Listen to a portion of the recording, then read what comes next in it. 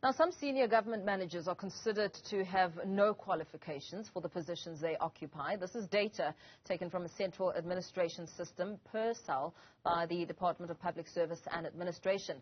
This also came up during a response to a parliamentary question and answer session. For more on this, we're joined now by Nyiko Mabunda of the Department of Public Service and Administration. Very good evening to you. Thank you so much for your time. Over 1,800 senior government officials unqualified for their positions. Does it come as a surprise, looking at the way that government runs? Good evening, and good evening to the viewers as well. Actually, I think we have to contextualize when we say 1,800 senior managers are unqualified, because when they joined the employ of the state, at that moment where they joined, they were qualified. They became unqualified in 2016 on the 1st of August 2016, when we realized that we need to have a professional public service and increasing the minimum requirements for entry into senior management level, that we issued a directive that says for you to become a member of the SMS, a senior management service, you have to have an NQF level 7, which is a degree, a 3-year degree.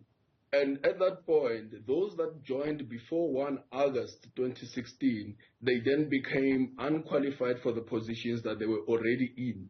So you'll notice that after that 1 August 2016, there has been a steady decline. In fact, there has been a stop in the number of people that have been appointed without the minimum requirements of the particular jobs.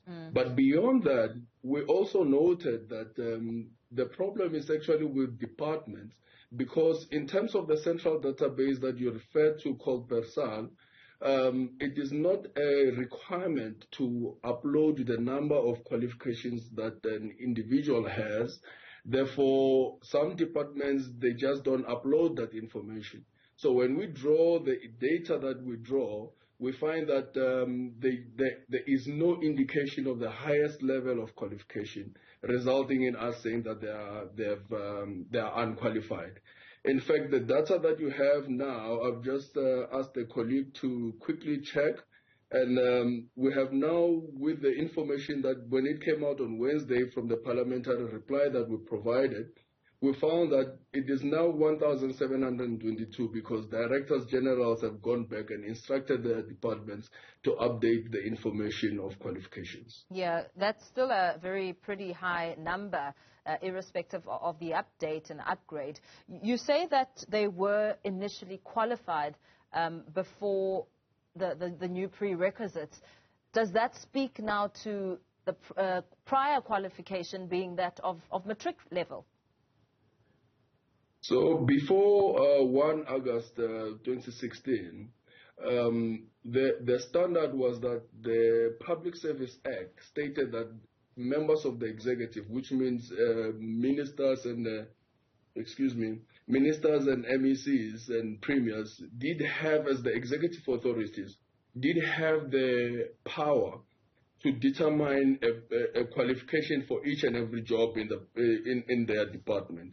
But when we realized that this might be a little bit problematic, we then issued that directive that says only these levels, as determined by the Minister for Public Service and Administration, will then be the minimum level of qualification.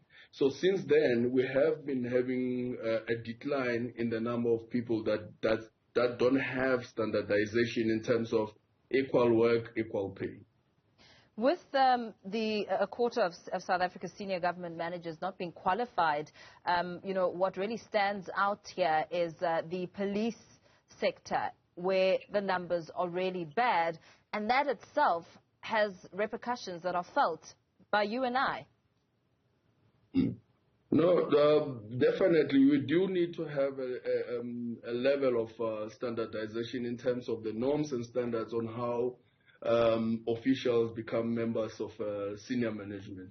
But you will notice that with the South African Police Service, what they emphasize on is experience in the field.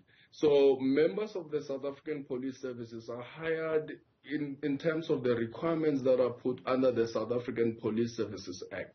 So they don't fall within the purview of the Minister for Public Service and Administration. So that would be comparing two standards that are completely different. So we need to balance that and work around it.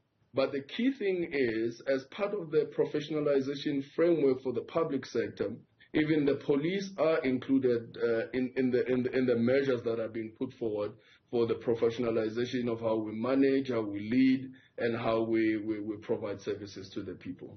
You speak about experience on the field, which is being considered here. Forensics and investigations are highly compromised, and we've seen that, how criminals walk free because of the experience when it comes to depth and theory with qualifications that in the end really compromise the country.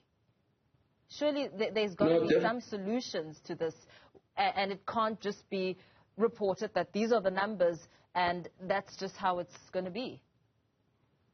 No, we agree with you, and that's why I keep on referencing the professionalization framework, because one of the things that we are looking at is identifying the skills that we have a shortage with, but also those skills that have a high impact on the feelings of South Africans and how they experience services and whether they feel safe in their environment.